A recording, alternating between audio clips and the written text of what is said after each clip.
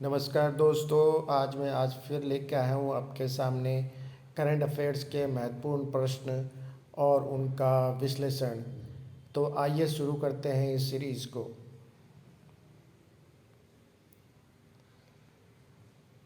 Moon lighting हाल में बहुत चर्चा में रहा है।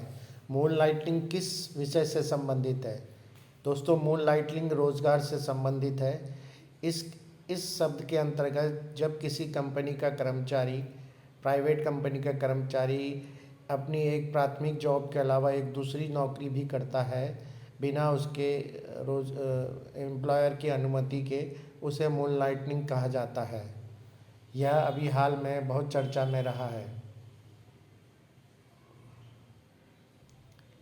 10वां IBSA सम्मेलन कहाँ हुआ है? यह सम्मेलन अमेरिका के शहर न्यूयॉर्क में हुआ है। इसके मुख्य सदस्य हैं इंडिया, ब्राज़ील, साउथ अफ्रीका। यह एक प्रकार का डायलॉग फोरम है इन देशों के बीच में। स्वदेश दर्शन योजना क्या है? स्वदेश दर्शन योजना भारतीय टूरिज्म को बढ़ावा देने के लिए भारत सरकार के पर्यटक मंत्रालय द्वारा लाई गई योजना है। इसे 2014-15 में शुरू किया गया था। बेनिन गणराज्य कहाँ स्थित है?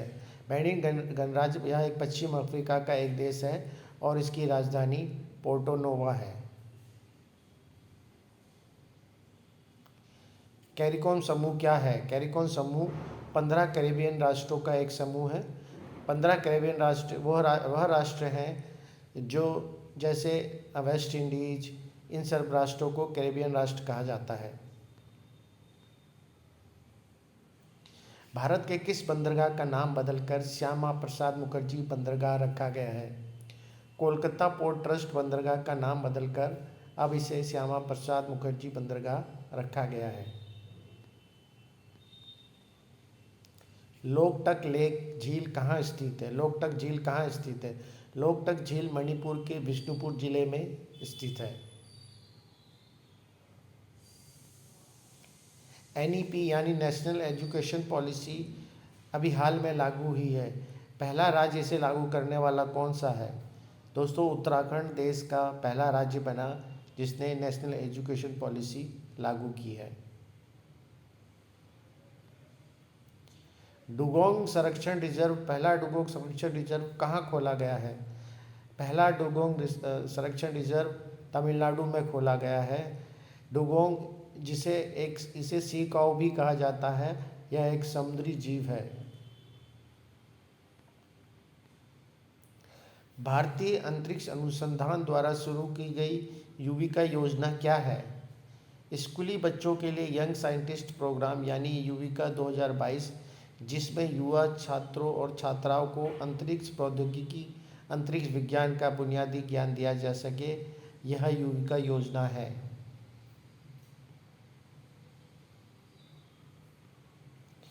ताजपुर पोर्ट प्रोजेक्ट, जो कि भारत का पहला हरित बंदरगाह है, यह कहाँ स्थित है? ताजपुर पोर्ट प्रोजेक्ट पश्चिम बंगाल के मिदनापुर जिले में एक गहरी समुद्री बंदरगाह बनाने की स्वीकृति अदानी समूह को मिली है। इसे ताजपुर पोर्ट प्रोजेक्ट के नाम से जाना जाता है।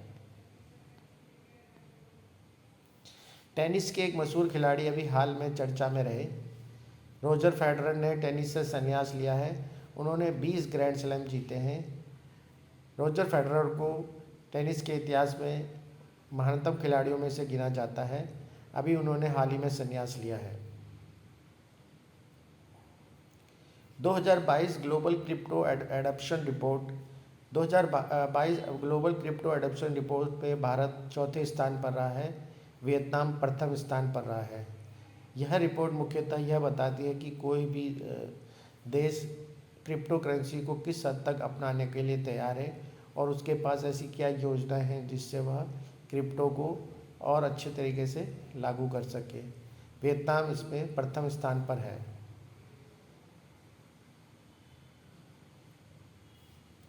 भारत सरकार ने पर्यटन मंत्रालय के तहत प्रसाद योजना शुरू की है। यह योजना क्या है? यह योजना धार्मिक पर्यटन अनुभव को समृद्ध करने के लिए भारत में तीर्थ स्थलों को विकसित करने पर केंद्रित है।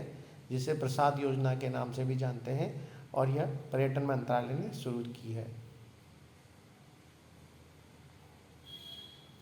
सन 2002 में अतुल्य भारत अभियान की शुरुआत हुई। यह अभियान किस मंत्रालय द्वारा शुरू किया गया था?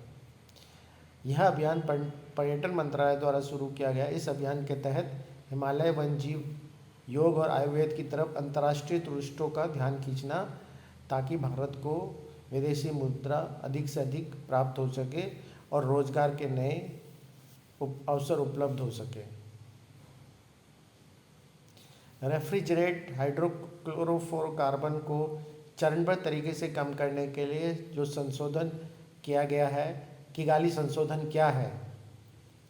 भारत ने मॉन्ट्रियल प्रोटोकॉल में किगाली संशोधन के अनुसमर्थन को मंजूरी दी है।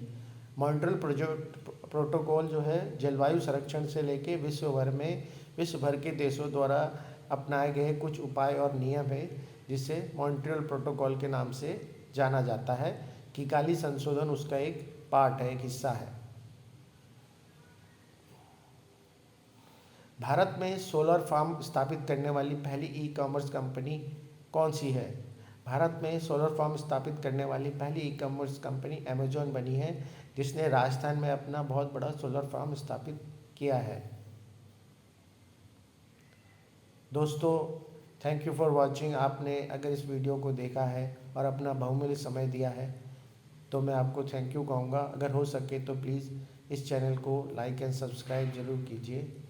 जय हिंद, जय भारत।